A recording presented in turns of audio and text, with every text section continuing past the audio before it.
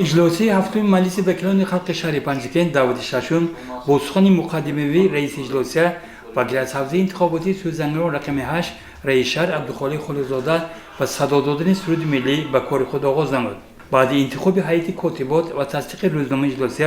از روی مسئله اول رفت اجرای قرار حکومت جمهوری تاجیکستان درباره برنامه رشد هنرمندی در جمهوری تاجیکستان برای سالهای 2021 2025 معاون یکم رئیس شهر وکیل از حوزه انتخاباتی سوگدان رقم 34 محمد صادق سفرزاده معروضه نموده جریان عملی شدن این برنامه را در شهر دیهات پنجگین با دلیل‌ها تاکید داشت. از روی این مسئله وکیلان اولوقی نوروف از حوزه انتخاباتی مایکاتا میراجین خدای نظرف از حوزه انتخاباتی نوچماق با مذاکره برآمدند. سپس وکیلان کنفرانس حسابات رئیس کمیسیون دومی مجلس وکیلان خلق شهر اوید به مسائل سیاسی اگراری خوراکواری مهنت و خدمت رسانی به اهالی شوکت با بزرگوار را شنیدند. در اجلاس وکیل از حوزه انتخاباتی قینر رقم 6 بابایوت اوید به فعالیت وکیلش حسابات داد که آن را اجلاس به معلومات گرفت. بعداً در اجلاس مسئله نامگذاری مبنی محاکمه قرار گرفته چند قرارهای رئیس شهر تصدیق کرده شدند. در اجلاس معاون یکم رئیس ولایت سوخ حیدر سخن گفته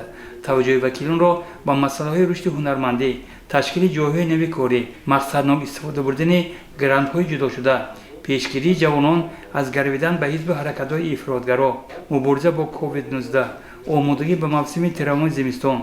تنظیم نرخ و نوا با بینوشگی بهتر تامین نمودن اهالی توجه به انشاءات جشنی دعوت ترامای جوانان به صفحه ارتش ملی روانه ساخت. اجلاس هفتم مجلس وکیلان خلق شهر داوود ششم با سخن جنبسته و وظیفه‌گزاری‌های رئیس اجلاس وکیل از حوزه انتخاباتی سوزنگران رقم 8 رئیس شهر عبدالخالق خلیزاده و صدا دادن سرود ملی به کار خود حسنی انجام بخشید.